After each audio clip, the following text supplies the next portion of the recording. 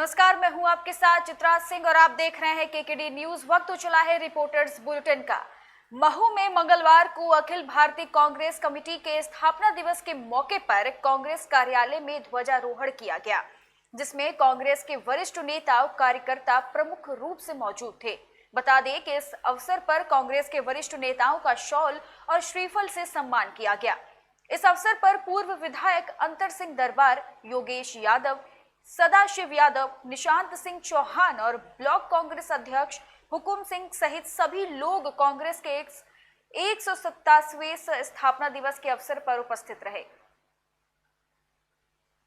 देखिए, यह हमारे भारतीय राष्ट्रीय कांग्रेस की स्थापना 18 दिसंबर 1885 को हुई थी और जो उद्देश्य और जो विचार थे, उसी के उद्देश्य और विचार के कारण कांग्रेस पार्टी के कारण आज हमारा देश जो आज़ाद हुआ, वो कांग्रेस पार्टी के नेताओं के बलिदान का ही दिन था कि उन्होंने जो हमारे देश में आज़ाद हमारा देश हुआ, वो कांग्रेस पार्टी के विचारों और उद्देश्यों के कारण ही हुआ है। और हम गौरवान्वित हैं, सौभाग्यशाली है कि हम ऐसे सच्चे सिपाही ऐसी पार्टी के हैं जिन्होंने हमारे देश को आज़ाद कराया।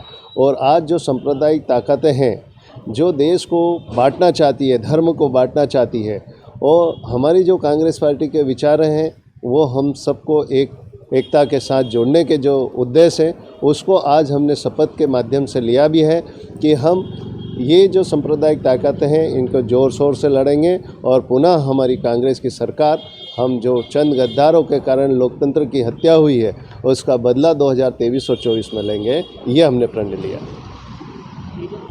बहुत ही हर्षोल्लास के साथ और युवाओं के जोश के साथ यह मनाया गया, जिसके साक्षी बने हैं आदरणीय हमारे योगेश यादव जी, हमारे जिला कांग्रेस का अध्यक्ष पप्पू खान जी, और हमारे हुकुम आंजना जी, निशांत सिंह चौहान और सभी लोग बड़ी एक अच्छे वातावरण में एक जोश के साथ वो ये आज कार्यक्रम मनाया गया है। और ये जोश हमारा जिस उद्देश्य से कांग्रेस की स्थापना हुई थी, हमने उसकी शपथ ली है कि आओ हम सब मिलकर, जो हमारे स्वतंत्रता संग्राम सेनानियों ने इस देश को आज़ाद करने में जो सपना देखा था, वो सपना अभी अधूरा। अभी ये कांग्रेस एक आंदोलन है, ये कोई पार्टी नहीं है कि सिर्फ सत्ता के लिए है। ये आंदोलन अभी समाप्त नहीं हुआ है। इस आंदोलन को हम लोग सतत जारी रखेंगे और जारी रखते हुए जब तक इस देश को फिर से सोने की चिड़िया नहीं बना देंगे, आज युवाओं को हमने यही बात कही है, तब तक हम लोग चैन से नहीं बैठेंगे। देखने में आता है कि कांग्रेस हमेशा दो आयोजन करती है, जैसे आपका आयोजन डुमलेट पे भी चल रहा है, तो क्यों ना कांग्रेस को आप एकजुट नहीं, ये प्रश्न आज इस चीज़ का नहीं है कि अगर कोई इस प्रकार, तो ठीक है, बड़ा परिवार है, कहीं ना कहीं इस जो है ये कार्यक्रम होना चाहिए, ज़्यादा से ज़्यादा होना चाहिए। अगर बड़े शहर हैं, दिल्ली जैसे में तो काफ़ी कार्यक्रम हो रहे हैं, बम्बई जैसों में। गया वजीरगंज में बिहार राज्य निर्वाचन आयोग के द्वारा पंचायत आम निर्वाचन 2021 के नवनिर्वाचित जनप्रतिनिधियों के पद और गोपनीयता का शपथ ग्रहण और उप मुखिया उप सरपंच के चुनाव को लेकर शुक्रवार को प्रखंड वजीरगंज के सभागार में सदस्यों का शपथ ग्रहण विकास पदाधिकारी रविशंकर कुमार की अध्यक्षता में हुआ। बता दें कि इस शपथ ग्रहण में पूर्ण शराबबंदी का समर्थन करते हुए शराब न पीने की भी कस्में खाई गई।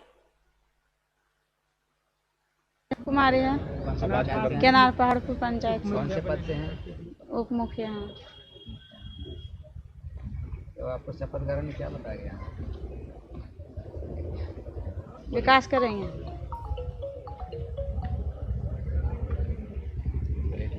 नामांकित किए हैं, क्या बोलता हूँ, शपथ ग्रहण किए हैं जी। तो पहला मुद्दा क्या रहेगा जनता के बीच में? पहला मुद्दा तो विकास होगा, शिक्षा विकास जो भी होगा वो होगा।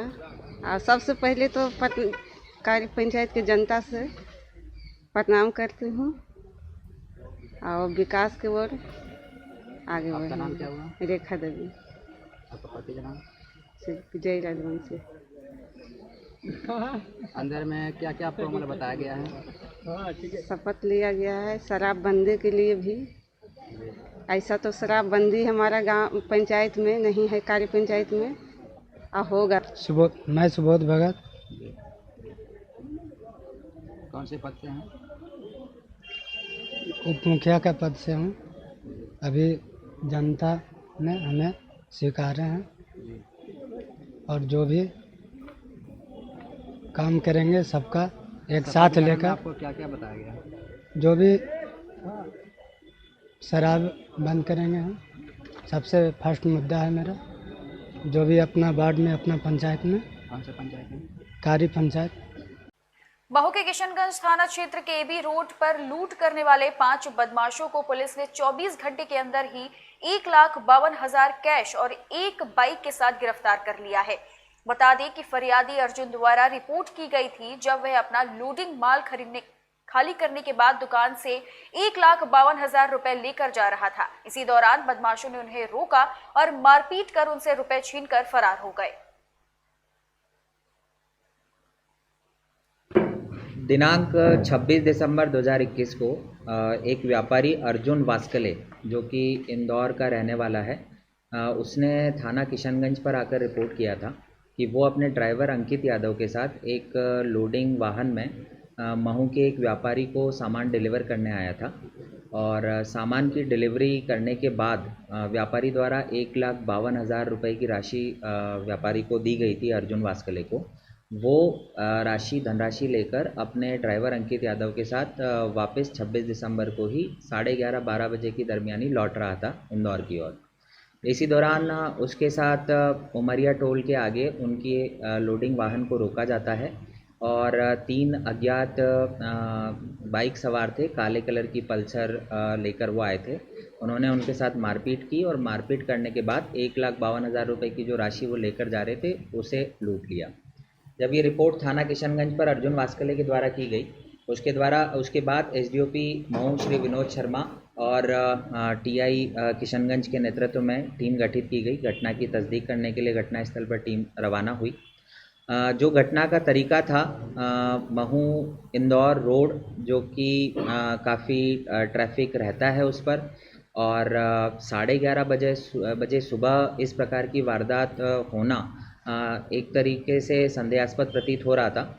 इसलिए उस घटना को अलग अलग एंगल से वेरीफाई किया गया था। इसमें एक महत्वपूर्ण लीड जो थी, व्यापारी अर्जुन वास्कले ने जो गाड़ी काले कलर की पल्सर थी उसका नंबर नोट कर लिया था। उस नंबर के आधार पर पुलिस की एक पृथक से टीम गठित की गई जिसने उस वाहन स्वामी के बारे में पूरी जानकारी निकाली। इसके साथ ही जब व्यापारी और उसके ड्राइवर दोनों से लगातार पूछताछ दूसरी टीम के द्वारा की जा रही थी, उसमें ड्राइवर अंकित यादव के स्टेटमेंट बार बार एक दूसरे के ऑपोजिट आ रहे थे। तो ड्राइवर अंकित यादव को पृथक से अलग अलग तरीके से पूछताछ की गई, जिसमें अंकित यादव फाइनली टूटा पुलिस के सामने और उसने ये घटना करना कबूल किया, क्योंकि घटना का जो तरीका था उससे साफ तौर पर यह झलक रहा था कि किसी न किसी क्लोज व्यक्ति जो व्यापारी का था उसी ने इस वारदात को किया है, क्योंकि इतना स्पेसिफिक इन्फॉर्मेशन होना और दिन में इस प्रकार की वारदात को करना सामान्य तौर पर इस इलाके में नहीं होता है। इस आधार पर ड्राइवर जब पुलिस के सामने पूरा घटना करना कबूल किया तो उसने अपने साथीदारान के नाम बताए। आरोपियों को गिरफ्तार किया गया, जिनके नाम सुधीर पाटिल, अभिषेक पाटिल, विजय जोशी और अनिल अहिरवार हैं। इन चारों ने ड्राइवर अंकित यादव की प्लानिंग के आधार पर इस घटना को करना कबूल किया है। पांचों आरोपियों को किशनगंज थाना पुलिस ने गिरफ्तार कर लिया है। घटना में प्रयुक्त जो मोटर बाइक है उसको भी जब्त किया गया है और इसके साथ जितना धनराशि लूटी गई थी 1,52,000 वो संपूर्ण रूप से थाना किशनगंज ने जब्त की है। इस पूरी सनसनीखेज वारदात का जो खुलासा हुआ है वो एसडीओपी विनोद शर्मा के नेतृत्व में जो टीम गठित की गई थी उसने मात्र 24 घंटे में किया है। इसलिए इस सराहनीय कार्य के लिए संपूर्ण थाना किशनगंज की टीम को पुलिस अधीक्षक इंदौर ग्रामीण के द्वारा उचित पुरस्कार प्रदान किया जाएगा, जिस संबंध में अलग से पत्राचार किया जा रहा है। ये जो घटना है इसमें 2 इम्पॉर्टेंट बातें हैं जो मैं बताना चाहूँगा। पहली बात ये कि जो घटना को अंजाम दिया गया वो व्यापारी के ड्राइवर ने ही दिया गया। तो इंदौर पुलिस की साइड से सभी नागरिकों से ये अनुरोध है कि आप अपने घरों में जो डोमेस्टिक लेबर रखते हैं या फिर अपने ड्राइवर रखते हैं उनका प्लीज़ एक बार क्रिमिनल एंटीसीडेंट चेक करवाएं। उनका क्या क्रिमिनल रिकॉर्ड है वो लोकल थाने से एक बार वेरीफाई करवा लें, उनकी जानकारी लोकल थाने को ज़रूर दें ताकि इस प्रकार की वारदातों पर रोकथाम लगाई जा सके। दूसरा इम्पॉर्टेंट जो लीड पुलिस के लिए इसमें मिला था कि चाहे व्यापारी के साथ ये सनसनीखेज वारदात हुई, लेकिन उन्होंने इतनी समझदारी का काम किया था कि जब वारदात करने के बाद आरोपी भाग रहे थे तो व्यापारी ने उस मोटर बाइक का नंबर नोट कर लिया था, जिसके आधार पर पुलिस को इस प्रकार की वारदात को ट्रेस करने में काफ़ी मदद मिली। तो ये हमारा जनता से अनुरोध है कि इन दो बिंदुओं पर विचार विमर्श करें और इस प्रकार थोड़ी सकारात्मकता जनता द्वारा दिखाई जाएगी तो ऐसी।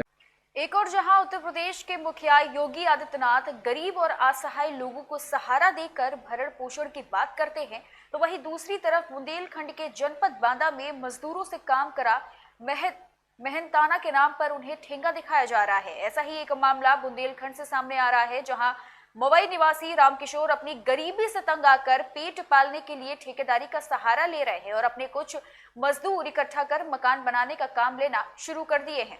अपने काम बेहतर कर और मकान तैयार होने के बावजूद भी मकान मालकिन ज्योति गुप्ता फाइनल पेमेंट करने से आनाकानी कर रही हैं, जिसको लेकर अब मजदूरों ने पुलिस अधीक्षक को प्रार्थना पत्र देकर कार्यवाही की मांग की है। क्या नाम है आपका? रामकिशोर। कहाँ से आए आप लोग? मवई से। क्या है मामला आप लोग लेके आए हुए थे? हमारा मामला ये है कि घोड़ा चौराहे के पास में डॉक्टर सतैया के बगल में बिल्डिंग बन गई, ओम प्रकाश गुप्ता जी की। उन्होंने हमको काम दिया था, हम लेबर लेकर के वहाँ पे काम करते थे। पैसा मांगने पर, क्योंकि ओम प्रकाश जी एक्सपायर हो चुके थे, उनकी पत्नी बची ज्योति गुप्ता, काम हम लोग करते रहे। पैसा मांगने पर हम लोगों को थोड़ा थोड़ा करके पैसा दिया जाता रहा, ताकि हम लेबर का खर्च भी नहीं पूरा कर पाते रहे। अब आज बिल्डिंग फाइनल पोजीशन में है, मैं 2 मंजिल पूरे बना चुका हूँ, तीसरे मंजिल की चारों तरफ की दीवारें, आउटर का प्लास्टर सब कर चुका हूँ। जब मैं पैसा मांगा लास्ट में कि मेरी लेबर नहीं पूरी हो रही, लेबर मेरी बेइज्जती कर करके जा रही, गाली बक रही है, मुझे पैसा देना है, तो बोले कहीं कि मैं पैसा नहीं दूंगी और तुमको भैया जो पहले जो है तो दे गए थे उसमें जो है तो 5,21,000 एक्स्ट्रा दे गए। वो कुर्सी लेवल तक का उन्होंने लास्ट पेमेंट 52,130 रुपये का उन्होंने फाइनल किया था। इन्होंने क्या किया कि डायरी मेरी छीन ली, पैसा लिखने के चक्कर में डायरी मेरी ले ली और डायरी रख लिया और डायरी नहीं दिया। उसी में जो 52,130 का मैटर था उसी के बीच में एक बना करके उसको 5,21,130 कर। कितने पैसे बकाया है अभी तक? अभी तक मेरा जो है तो 2,51,000 रुपये कुछ पैसे बाकी। तो हम क्या चाहते हैं आप लोग? मैं पैसा चाहता हूँ, मेरा पैसा मुझे मिलना चाहिए। आज किसके पास आए? किसके पास आया है? हम कप्तान साहब के पास आए। क्या क्या क्या मांग करते हैं? हमें कुल मिलाकर के हमारा पैसा मिलना चाहिए। कितने लेबर है आपकी?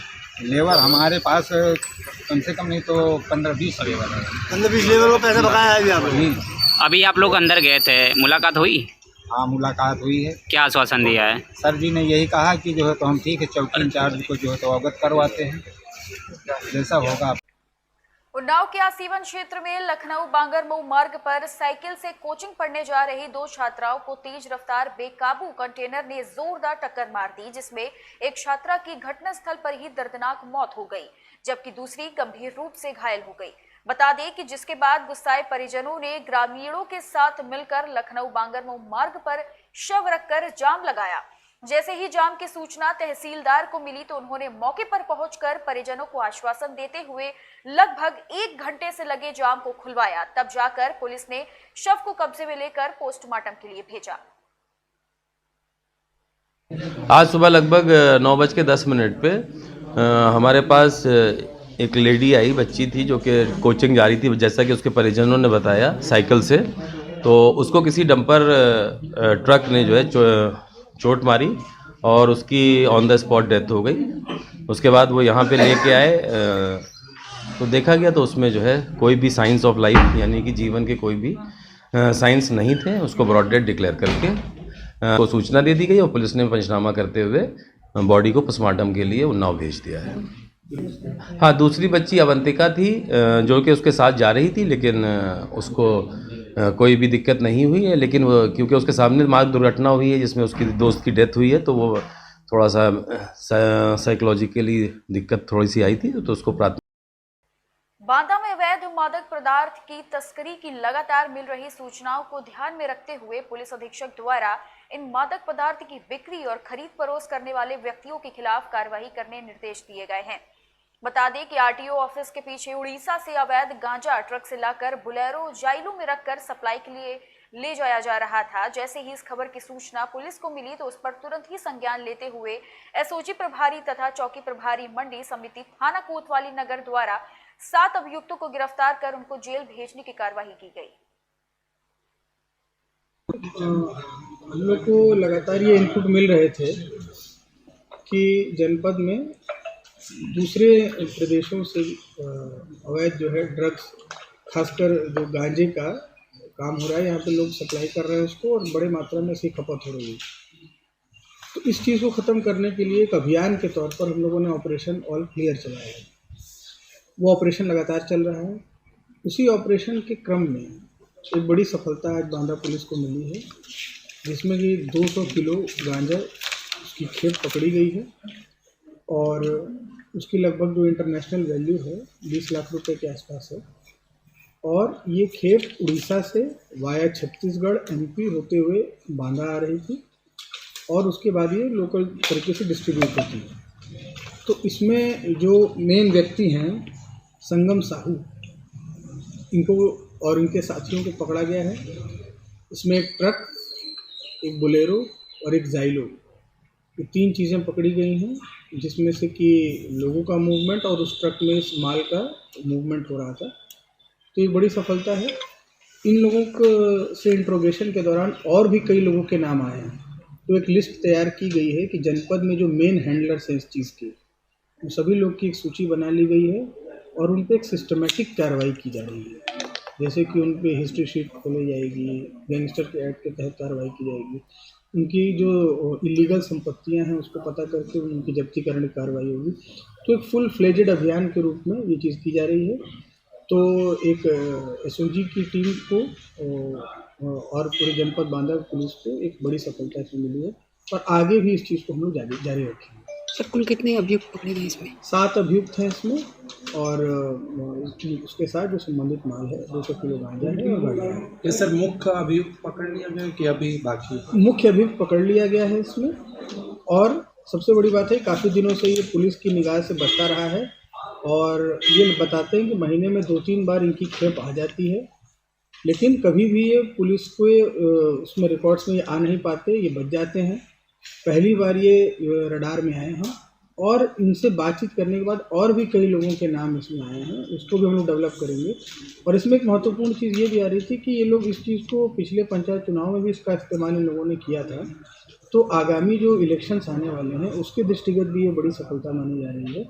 और इसको हम लोग कोशिश करेंगे कि जो पूरे जो ड्रग का जो है सिंडिकेट चल रहा है उसकी कमर तोड़ दीजिए। क्या ये कॉलेजों अंबेडकर नगर में प्रधान संघ ने अहरोली थाना अध्यक्ष के खिलाफ अंबेडकर प्रतिमा पर जमकर नारेबाजी की और अहरोली थाना अध्यक्ष को हटाने की मांग करते हुए धरना प्रदर्शन किया और कहा कि अगर 24 घंटे के अंदर थाना अध्यक्ष को नहीं हटाया गया तो हम सब अहरोली थाने को घेराव करेंगे। आपकी कुछ समस्याएं हैं तो अहरोली के खिलाफ जी, तो क्या आश्वासन वहाँ से मुलाकात भी मिली? हाँ, मुलाकात हुई। डीएम साहब ने पूरी बात हमारी सुना, लेकिन डीएम साहब ने लास्ट में एक बात कहा कि उस दरोगा की क्रेडिट पुलिस विभाग में सबसे अच्छी है, ऐसा एसपी साहब ने उनको बताया है। इसका सीधा मतलब है कि कहीं न कहीं से डीएम साहब का मामला तो है नहीं, मामला एसपी साहब का ही है। अगर एसपी साहब ऐसा कह रहे हैं तो मुझे लगता है कि वो कार्यवाही के मूड में नहीं है, और अगर ऐसा हुआ तो हर हालत में हम लोग अहरौली थाने का घेराव करेंगे। अभी प्रधान साथियों के साथ बैठ करके वार्ता हो जाएगी। संभावना है कि 31 तारीख को थाना घेरा जाएगा। अगर सहमति बन गई तो 31 तारीख को सब थाना घेरा अहरौली। खबर उन्नाव से है, जहां अखिलेश यादव उन्नाव पहुंचे और पहुंचकर उन्होंने भाजपा के खिलाफ कई बड़े बयान दिए। बता दें कि इस समय अखिलेश यादव का चुनावी रथ उन्नाव पहुंचा हुआ है, जहां पर उन्होंने भाजपा पर जमकर हमला बोला। अखिलेश ने कहा कि कानपुर मेट्रो का शिलान्यास मैंने किया। उस मौके पर केंद्रीय मंत्री वेंकैया नायडू और कानपुर के सांसद मुरली मनोहर जोशी भी थे। अब इसका श्रेय भाजपा ले रही है। बीजेपी लगातार अब सिर्फ और सिर्फ झूठ बोलने का ही काम कर रही है। जो इत्र बनाया था, आप लोगों के माध्यम से, पत्रकार साथियों के माध्यम से ये प्रचार किया गया कि वो समाजवादी पार्टी का। दोपहर आते आते हमारे पास जागरूक पत्रकारों को भी समझ में आ गया समाजवादी पार्टी से कोई रिश्ता नहीं है, तो वो भी पलट गए दोपहर के बाद तक। सुबह तो यही हेडलाइन चल रही थी, समाजवादी पार्टी का इत्र कारोबारी। लेकिन मुझे खुशी है दोपहर आते आते हमारे पत्रकार साथी भी समझ गए कि समाजवादियों से कोई लेना देना नहीं है। आपको ये सोचना चाहिए कि गलत जगह छापा मार दिया। बीजेपी ने अपने ही कारोबारी पे छापा मार दिया, उसकी सीढ़ियां निकलवाइए। अगर एक एक भाजपा के नेता का नाम ना निकले तो बताइएगा हमें। जो पीयूष जैन जिनके वो घर में छापा पड़ा है, जिनके यहाँ अभी भी नोट निकल रहे हैं, अब तो नोट निकलना बंद हो गए हैं। बेसमेंट में नोट निकले, दीवालों में नोट निकले, लॉकर्स में नोट निकले। जिम्मेदार कौन है? वो छापा मारना चाहते थे इत्र वाले के यहाँ, उसका नाम था पुष्पराज जैन, इनका नाम था पीयूष जैन। लगता है डिजिटल इंडिया की गलती हो गई, पुष्पराज जैन की जगह पीयूष जैन आ गए, तो पीयूष जैन के यहाँ छापा मार दिया। और सोचो क्या निकला, सोचिए उत्तर प्रदेश में इतना रुपया किसी का नहीं निकला होगा। जो सरकार में है वो बता सकते हैं रुपया कहां से आया है, जिनकी बैंकें हैं वो बता सकते हैं कि बैंकों से पैसा कम निकाला गया है। और अगर नई नई गड्डियां निकली हैं उसमें, तो जिस बैंक की गड्डी पर नाम लिखा होगा, जिस बैंक से निकला होगा, वो बैंक बता सकती है कि किस समय निकाला गया है। उसकी पर्ची पे भी लिखा होगा कि किस ब्रांच की है, किस तारीख की वो गड्डी है, और नंबरों से सरकार जान जाएगी आखिरकार कहां से निकला है पैसा। तो सोचो सरकार स्वीकार करेगी कि नहीं करेगी कि जो व्यापारी कहते थे और जो आम लोग कहते थे कि नोटबंदी से अर्थव्यवस्था नहीं बच सकती, नोटबंदी ने उनकी योजना फेल हुई है। जीएसटी जिस तरीके से लागू होनी चाहिए थी, जिस तरीके से जीएसटी का व्यापारियों को लाभ पहुंचना चाहिए था, वो जीएसटी भी योजना उनकी फेल हुई है। क्या आपने एक ऐसे किले के बारे में सुना है जहां बाजीराव मस्तानी की प्रेम कहानी जीवित हो जाती है? इन नाम से तो आप बखूबी वाकिफ होंगे, जिन्हें आज सब उनके प्रेम के अटूट रिश्ते की वजह से जानते हैं। जी हाँ, महोबा के कस्बा जैतपुर तालाब के किनारे में एक किला है। उसी किले की दिलचस्प कहानी और इतिहास से आज हम आपको रूबरू कराएंगे, जिसे सुनकर आप हमारे साथ सफर पर चलने के लिए खुद ही मजबूर हो जाएंगे। यूपी के जिला महोबा में है एक विशाल तालाब, जिसे बेलाताल तालाब के नाम से जाना जाता है। बेलाताल के नाम और उसके इतिहास की अपनी ही एक खूबसूरत कहानी है। तो चलिए जानते हैं कि आखिर क्या है इसके पीछे का राज।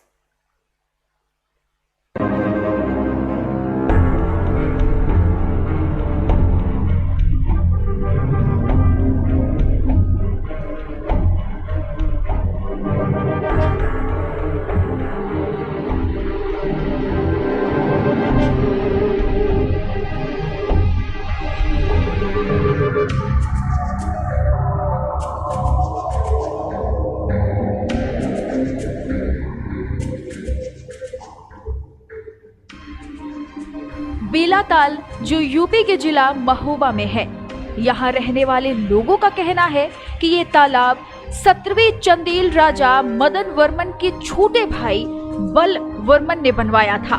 उसी ने महोबा का मदन सागर, कबरई का ब्रह्माताल और टीकमगढ़ का मदन सागर भी बनवाया था। ऐसा कहा जाता है कि तालाब का नाम ब्रह्म ने अपनी रानी बेला के नाम पर बेला तालाब रखा। यहाँ बड़े बुजुर्ग बच्चों को बेलाताल की कहानी सुनाते हैं। उनका कहना है कि जगह का नाम तालाब के नाम से पड़ा है। कहते हैं कि एक जयंत नाम के ऋषि मुनि जंगल में रहते थे। उसी समय बेल ब्रह्म भी जंगल में घूमने आए थे। उस वक्त ऋषि अपनी तपस्या में मग्न थे। बेल ब्रह्मा की मुलाकात ऋषि जयंत से होती है। ऋषि ब्रह्मा से तालाब खुदवाने को कहते ताकि तालाब के पास में बस्ती बसाई जा सके। 1130 में तालाब खुदवाया गया। चंदेल राजाओं के समय में कोई बस्ती नहीं थी। उस वक्त बेला तालाब में जंगल ही था। जैसे ही तालाब बना, बस्ती भी बस गई और बस्ती का नाम बेला ताल रख दिया गया। तालाब तो खुद गया, लेकिन तालाब में पानी कहां से आया, ये सवाल है। इससे भी जुड़ा एक किस्सा बहुत प्रसिद्ध है। कहते हैं कि उस वक्त ये कहा गया कि अगर किसी युवक को झूला झुलाया जाए तो इंद्रदेव खुश होकर बारिश करेंगे। सुनने में थोड़ा अटपटा लग रहा है ना, लेकिन ये सच है। लोगों ने बिल्कुल ऐसा ही किया और इंद्रदेव बरसने लगे और तालाब में जाकर समाहित हो गए। कहा जाता है कि दिवाली और दशहरा के समय तालाब से कटोरा निकलता है। अब इस बात में कितना सच है कुछ कहा नहीं जा सकता। बेलाताल की कहानी में अभी एक और मोड़ बाकी है। बेलाताल को जैतपुर के नाम से भी जाना जाता है। ऋषि जैन के नाम पर जगह का नाम जैतपुर पड़ा और उसी से किले का नाम भी जैतपुर का किला पड़ गया। अलग नाम की तरह इस नाम की भी अपनी एक कहानी है। दूर तक फैले बेलाताल झील के किनारे खड़ा एक जैतपुर किला दिखाई देता है। ये किला पेशवा बाजीराव और मस्तानी के प्रेम कहानी को आज भी बिल्कुल नए की तरह सुनाता है, मानो उनका प्रेम कभी पुराना ही ना हुआ हो। इसी के साथ बता दें कि बेलाताल पुराने समय में चंदेलों से सूर्यवंशी बुंदेलों के कब्जे में आ गया था। राजा छत्रसाल ने अपने पुत्रों के बीच साम्राज्य का विभाजन किया, जिसमें से बड़े बेटे हृदय शाह पन्ना और छोटे बेटे जगत राज को जैतपुर का राज्य मिला। राजा छत्रसाल के निर्देशन में ही जैतपुर का किला बनवाया गया, जिसमें बादल महल और ड्योढ़ी महल का भी उल्लेख किया गया। जैतपुर का इतिहास उस समय अचानक से मोड़ लेता है जब इलाहाबाद के मुगल सूबेदार मोहम्मद खान बंगश ने 1728 में जैतपुर पर हमला करते हैं और जगत राज को किले में ही बंदी बना लेते हैं। उस समय तक राजा छत्रसाल बूढ़े हो चुके थे। उन्होंने अपने बड़े बेटे हृदय शाह से मदद के लिए पत्र लिखा। बारे ते पालो हतो पौनन दूध पिलाए, जगत अकेले लड़त है जो दुख सहो न जाए। साथ ही उन्होंने मराठा पेशवा बाजीराव से सहायता की विनती की, जिसके बाद पेशवा अपनी घुड़सवार सेना के साथ जैतपुर आते हैं और युद्ध में मोहम्मद खां बंगश को हरा देते हैं। फिर वे पेशवा बाजीराव को अपना तीसरा पुत्र बना लेते हैं। जैतपुर के युद्ध ने मराठों को बुंदेलखंड में स्थापित कर दिया। मराठा कालीन के किले, बावड़िया और मंदिरों के अवशेष आज भी बुंदेलखंड में उनके गौरव की गाथा गाते हैं। वैसे तो बाजीराव मस्तानी का प्रेम इतिहास सबसे चर्चित प्रेम कहानियों में से एक है।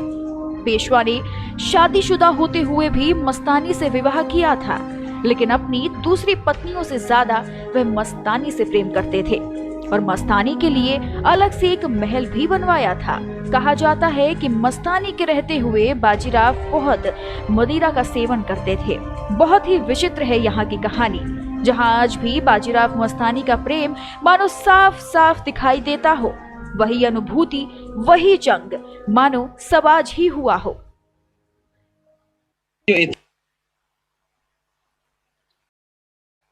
महोबा का बेलाताल तालाब आपको इतिहास और प्रेम कहानियों से भरपूर मिलेगा। यहाँ आपको युद्ध से लेकर सियासी जंग और तख्ता पलट से जुड़ी कहानियां भी सुनने को मिलेंगी। कुछ किस्से और बातें ऐसी होंगी जो स्थानीय लोग आपको सुनाएंगे और फिर आप भी खुद को इतिहास से जुड़ा हुआ पाएंगे।